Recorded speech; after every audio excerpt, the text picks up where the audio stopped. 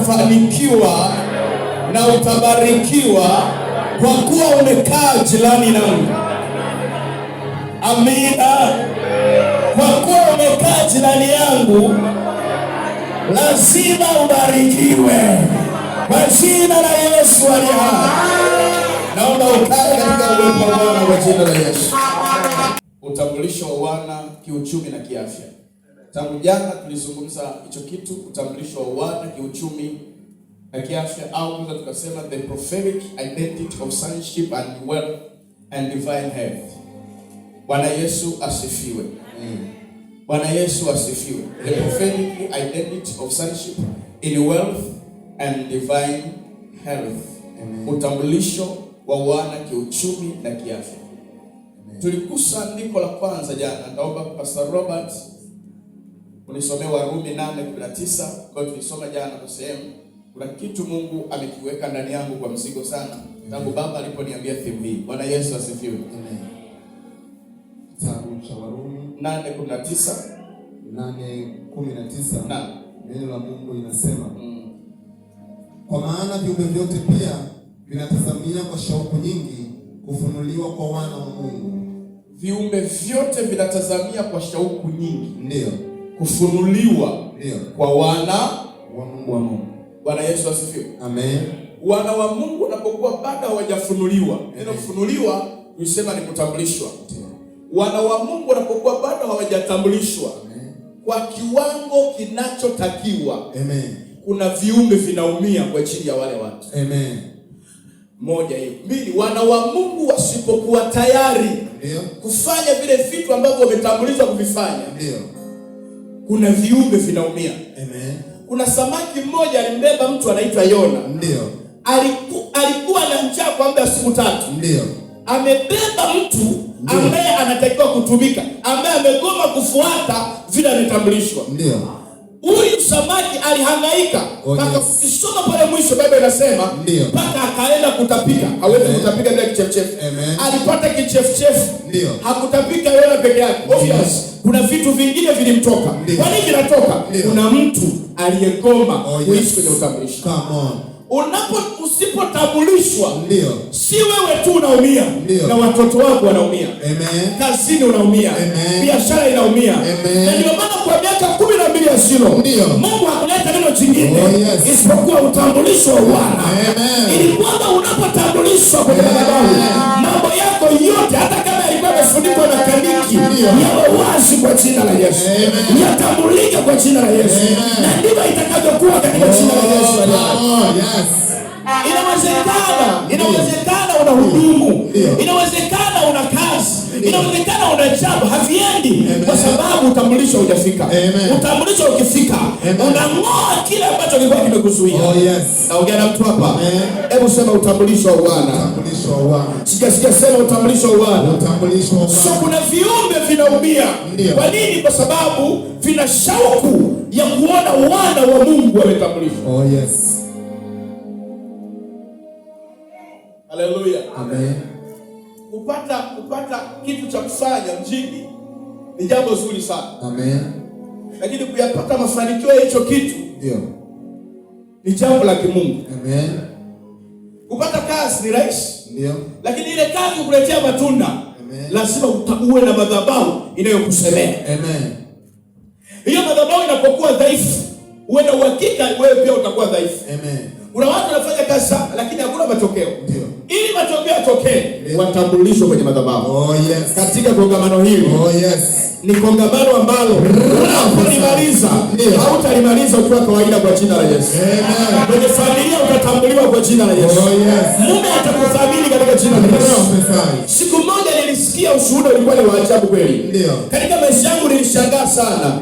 Mama mmoja kanisani, nilifanya ibada kanisani. Alafu mama mmoja yule akarudi na ushuhuda. Ushuhuda aliokuja nao ulikuwa ni dhaifu lakini wenye nguvu. Kwa nini nasema dhaifu? Alishuhudia kitu kadogo amekapata, lakini nilishangaa kuona hata hicho hakijatokea. Alishuhudia kuhusu mume wake, naongea na mtu. Akasema mume wangu baada ya ile ibada alininunulia zawadi. Wana watoto 3, hajawahi kupewa zawadi yoyote. Mpaka alipotambulishwa kwenye madhabahu. Alipotoka anawaka. Anawaka anamwambia nakupenda mke wangu. Aliyaona, aliyasikia hayo maneno kabla ya kuolewa. Baada ya kuingia kwenye ndoa hajawahi kuambiwa nakupenda. Kuna badiliko kwenye ndoa yako inaanza leo. Kuna badiliko inatokea leo. Katika jina la Yesu. Sasa nilikuwa najiuliza, mshuhuda anasema akaniletea zawadi. Watu wote wanasema analia machozi. Machozi yatirika. Akaniletea soda ya Coca-Cola. Think about it. Fikiria. Yaani wameishi maisha gani kiasi kwamba soda moja ni zawadi kubwa ambayo inamfanya atoe machozi. Kuna mtu anatoa machozi hapa kwenye mambo fulani. Yawezekana unaona kwamba haiwezekani, ila nimekuja kusema kwa jina la Yesu, popote ulipotoa machozi, saa ya kufurahi, saa ya kuinuliwa, saa ya kubarikiwa, saa ya kwenda mbele imefika, saa ya ushindi imefika, saa ya kutambulisha imefika, saa ya baraka imefika, saa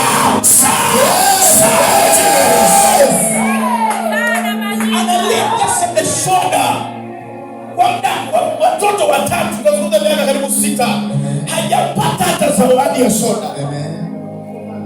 Hello. Kuna mtu anaishi anafanya biashara hajawahi kupata faida nzuri, anayokaa nayo $500. Akakaa na $500, akakaa na milioni, akasema hii ni faida. Kila akipata inaishia kwenye chakula, kila akipata inaishia kwenye mavazi na vitu vidogo vidogo vya nyumbani. Hakuna kitu cha maendeleo anafanya.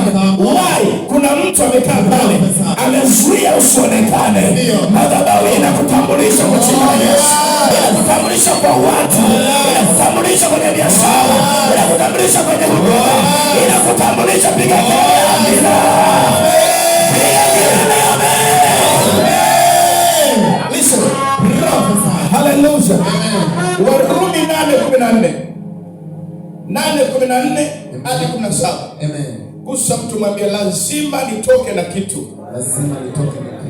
Bishop anasema lazima umiliki kwa jina la Yesu. Amen. Hallelujah. Lazima upate baraka kwa jina la Yesu. Sema amina. 8:14 nisome pale. Neno la Mungu linasema, kwa kuwa watu wanaongozwa na Roho wa Mungu. Kwa kuwa watu wanaongozwa na Roho wa Mungu. Hao ndio wana wa Mungu. Hao ndio wana wa Mungu. Kwa kuwa hamkumpokea tena roho wa utumwa aletaye hofu, bali mlipokea roho ya kufanywa mwana. Tumepokea roho kwenye madhabahu ya kufanywa kuwa wana. Pigia kelele Yesu. Amen.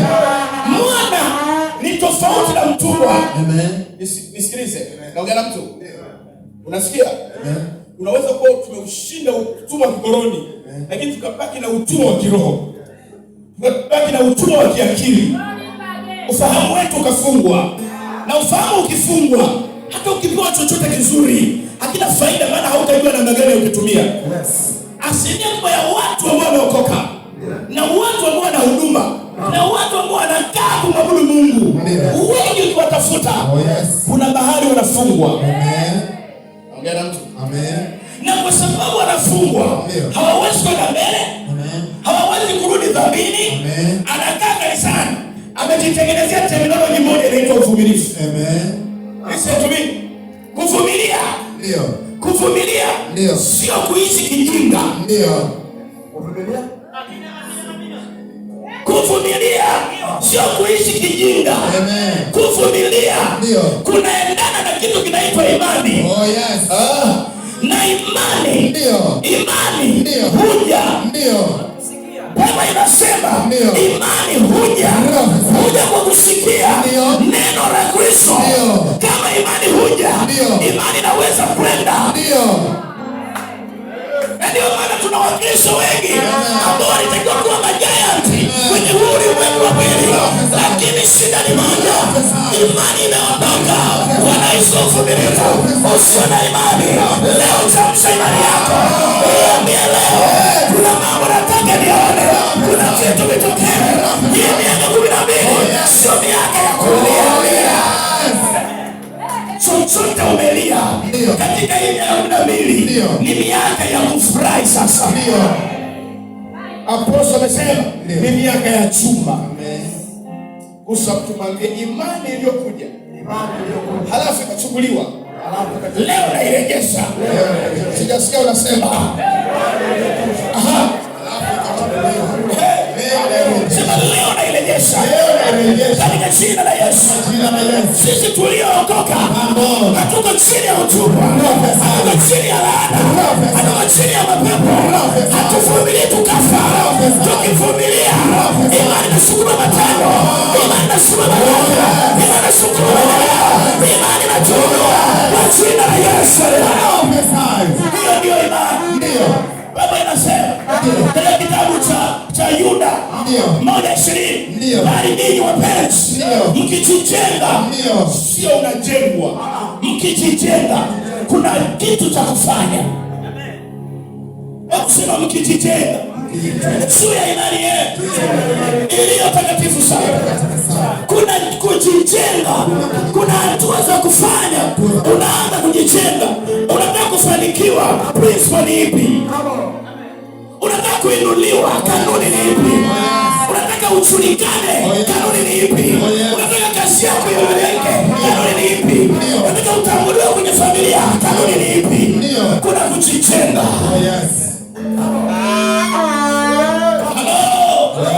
Bali ninyi wapenzi, umefika 1:20 hiyo.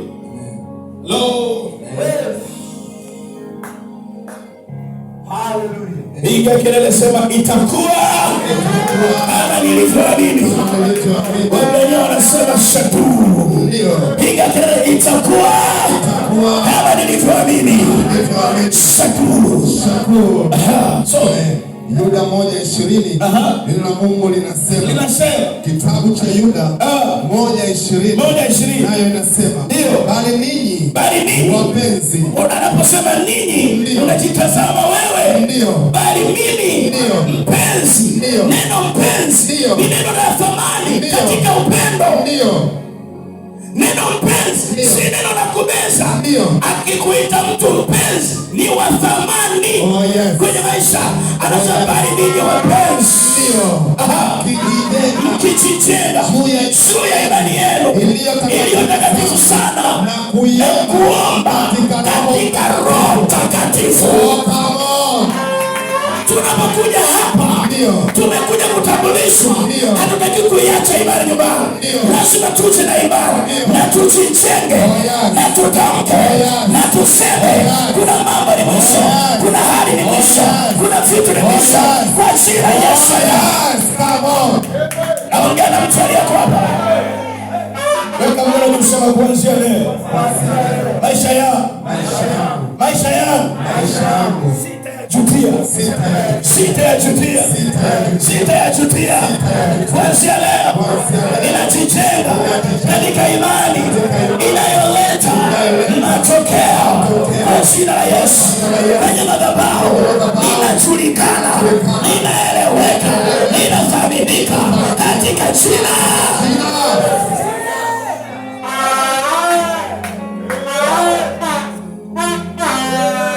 Umekata tamaa?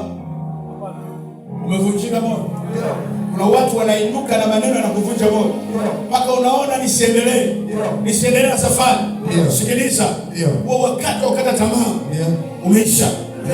Kisu cha kukata tamaa kitumie kukata nyanya jikoni.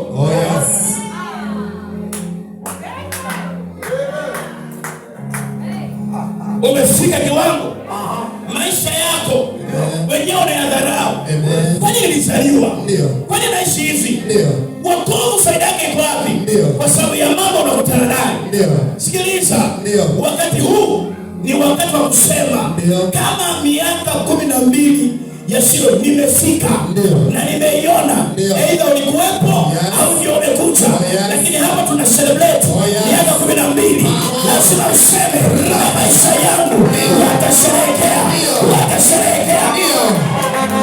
Kuna watu tumetoka Bukoba, kuna watu wametoka maeneo mbalimbali, tuko hapa kwa ajili ya kusherehekea miaka 12. Hebu sema kuna watu watakuja kusherehekea baraka yangu, kusherehekea watoto wangu wakiamaliza chuo kikuu, watakuja kusherehekea nyumba yangu, watakuja kusherehekea mali yangu.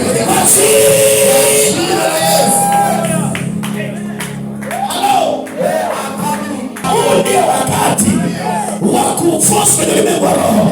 Chochote kilichokoma kuja kwa neema ya miaka 12, kwa upako wa miaka 12, hakitazuiliwa kwa jina la Yesu.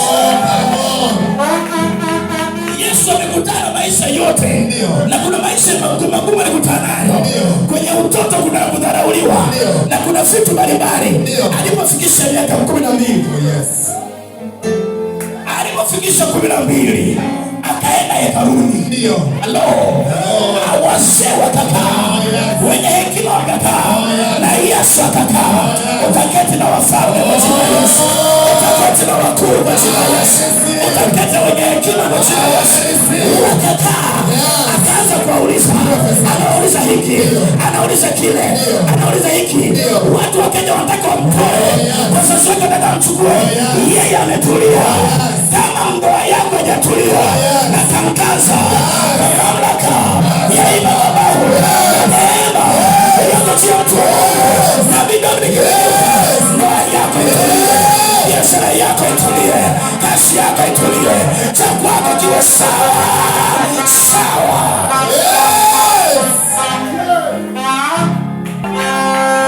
Wiki 3 zilizopita tulikuwa kanisani na Mungu akanipa neema ya kuambia kitu kimoja tu, kinaitwa uchumi. Hebu sema uchumi. Wakristo wengi wanaishi maisha fake. They are poor. Lakini wanajitahidi kujionesha sawa.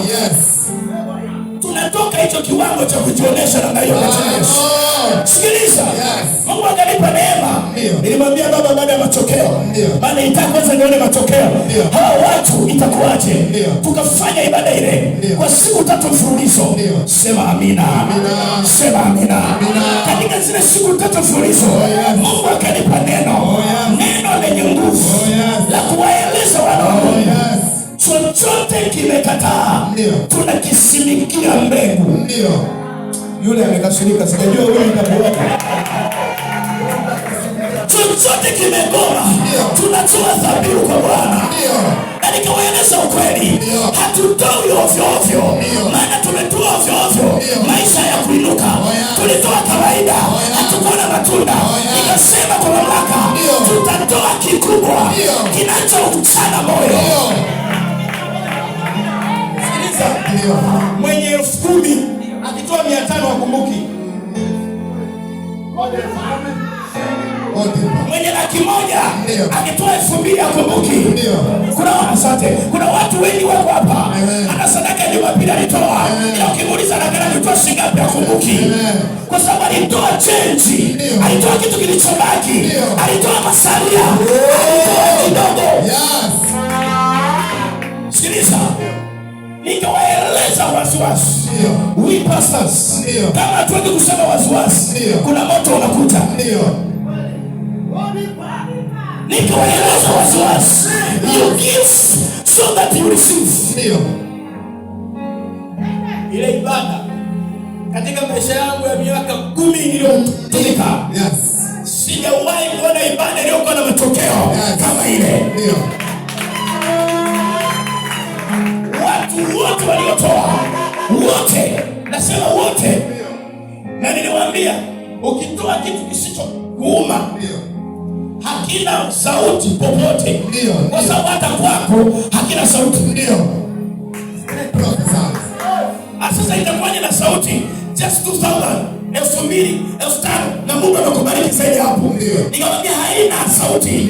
Nitazame hivi mbaya, tata chief. Hallelujah. Hallelujah. Hallelujah. Hallelujah. Hallelujah. Nazungumza uhalisia, niko nyumbani kwa Baba. Nikamwambia ukitoa kitu kisichouchana moyo wako, kisichoacha alama ndani ya moyo, kisichokuuma, hakina matokeo. Hakina matokeo. Sikiliza. Ile unatoa halafu wewe mwenyewe ukumbuki, inakuja na matokeo kwa Mungu. Halafu wakati anatoa anatamani alie. Baba Nabii Frank akatoa bahasha, na mimi ni mzaliwa wa kwanza. Nikachukua bahasha, na ilikuwa ni ya ukombozi wa familia. Nikaenda kwa nguvu kutoa. Halafu sasa nilipotoa, nikachukua, nilikuwa nasoma chuo, nikachukua hela yangu yote nilikuwa nayo, ilikuwa shilingi 5,000 ambayo nimebaki nayo yote, nikatoa. Halafu I wondered, tulipozipeleka zile bahasha, alituambia tuandike na majina. Tulipozipeleka zile bahasha, moja ya bahasha zilizorudishwa ya kwao,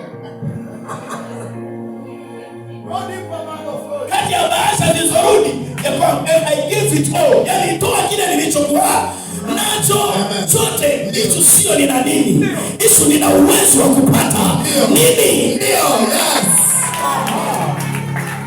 Tatizo sio nina nini, tatizo nikipiga hivi nikarudi hivi ninaweza kupata nini. Iliporudi tunauliza sasa tufanyeje? Basi hapo nimerudi, akacheka sana yule mzee, akasema sikia nikwambie, hii iliyotoa hata wewe mwenyewe ukipewa, ukimshukuru mtu ni sahihi na baadaye umesahau, tikija kuikomboa familia yenu. Nikamwambia umesema sawa. Nikarudi, nikaenda kujipanga, nikajipanga vizuri. Naongea na mtu, nikajipanga vizuri. Nikauliza namna gani napata fedha. Nikauza kasimu kangu, nilikuwa na kasimu kadogo kabata, nikakauza. Ninaongea na mtu, ili nitoe sadaka ya kukomboa familia yetu.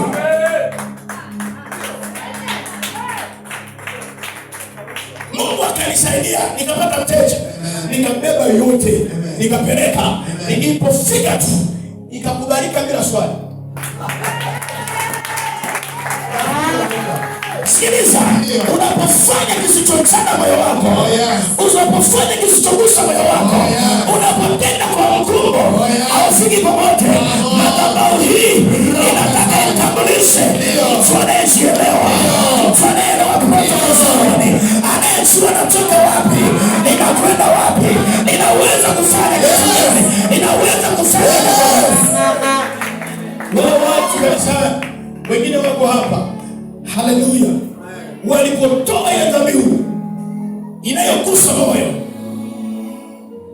kila mmoja, sijapata ambaye hakufanikiwa, sijapata ambaye hakupata kazi. Why? Hawakutoa kwa mazoea, walitoa wakiwa wanajua kuna madhabahu inaweza kututambulisha kwa mwenye vitu.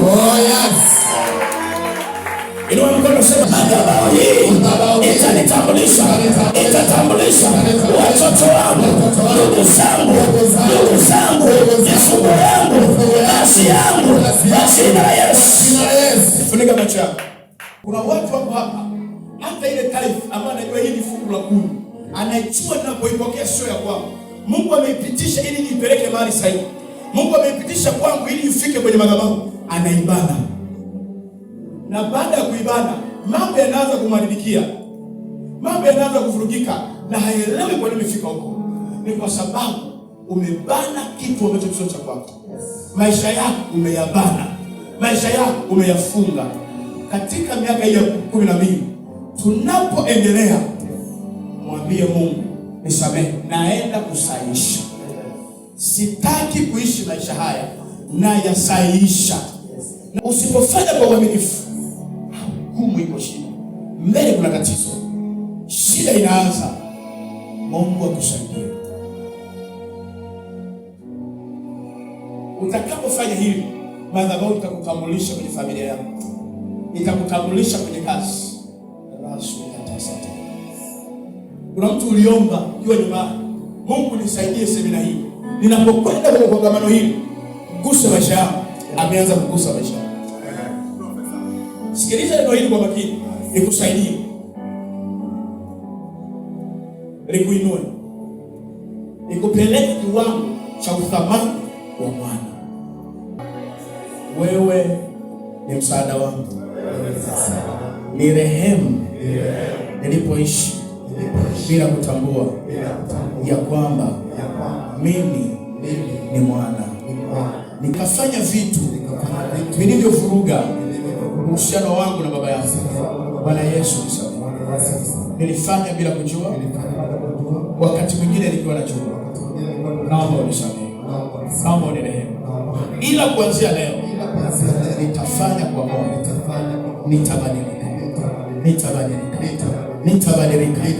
Kama ni kukutolea, nitafanya kwa moyo, maana na kuhitaji. Nitakutolea kwa uaminifu, maana na kuhitaji. Sato sakatu sakate rasuka paya kala resika paya radosa taya mandorosa ya erika turaba sataya rebosa katara rosa paya. Kila aliyeinua mkono Bwana mahali hapa hajainua mbele yangu kwa sababu mimi hanifahamu kabisa kwa ndani, lakini ameinua kwako na kwa mtumishi wako na Dominic Kimenyuka na kwenye madhabahu ya Silo ambayo inawakilisha mbingu duniani. Inatamka kwa mamlaka aliyonipa ya kusimama na neema ya kusoma hapa. Uchumi uinuke, unawadai wakulipe, fedha ije, by power by fire, kwa jina la Yesu. Yeyote aliyekamata cha kwako popote Tanzania na nje ya Tanzania aachie. Kama ni safari sitoke, kama ni mtaji upatikane, chochote kimekula, in the name of Jesus, achia watu wa Mungu, achia wana wa Mungu, waachie kwa jina la Yesu. Inua mikono yako juu, rasikataya remo sikatata mbaya rimo saya katabaya. Kuna mtu mikono yako inainua lakini inawasha. Inua juu zaidi, inasafishwa na kutengenezwa. Utakuwa kwanza kupokea.